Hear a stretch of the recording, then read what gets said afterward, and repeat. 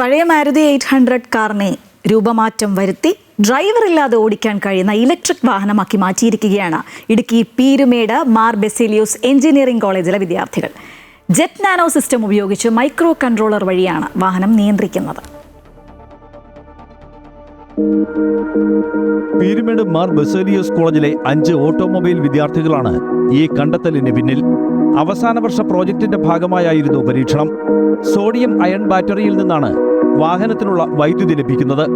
എഞ്ചിന് പകരം PSSM electric motor gear ബോക്സുമായി ഘടിപ്പിച്ചിരിക്കുന്നു. ഡ്രൈവറുടെ സഹായമില്ലാതെ വാഹനം ഓടിക്കാം. ജെറ്റ് നാനോ സിസ്റ്റം വഴി മൈക്രോ കൺട്രോളറിലൂടെയാണ് വാഹനം നിയന്ത്രിക്കുന്നത്. ഇതിൽ നമ്മൾ മെയിനായിട്ടും ഈ സ്റ്റിയറിംഗ് കൺട്രോൾ ചെയ്യാണ്ടും അതോടൊപ്പം തന്നെ ബ്രേക്ക് അപ്ലൈ ചെയ്യാൻ വേണ്ടിയിട്ടും ഉള്ള മെക്കാനിസമാണ് ഈ ഒരു ജെറ്റ് ഓറി നാനോയ്ക്ക് കൊടുത്തിരിക്കുന്നത്. അതോടൊപ്പം തന്നെ ഇതിൽ വിഷ്വൽ കാണുന്ന ഒരു ക്യാമറയുണ്ട്.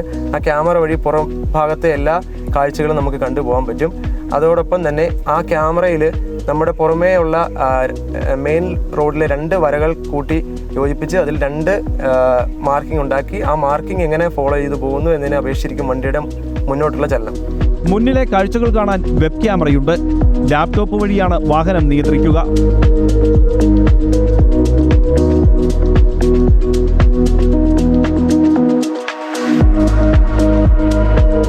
രണ്ടുപേർക്ക് സഞ്ചരിക്കാവുന്ന വാഹനത്തിന് 18 കിലോമീറ്റർ വേഗത ലഭിക്കും.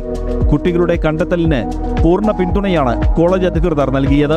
The aim of this project was to have a prototype for realizing this autonomous car, and this is using a different types of processor to have the communication and to have the control of the vehicle.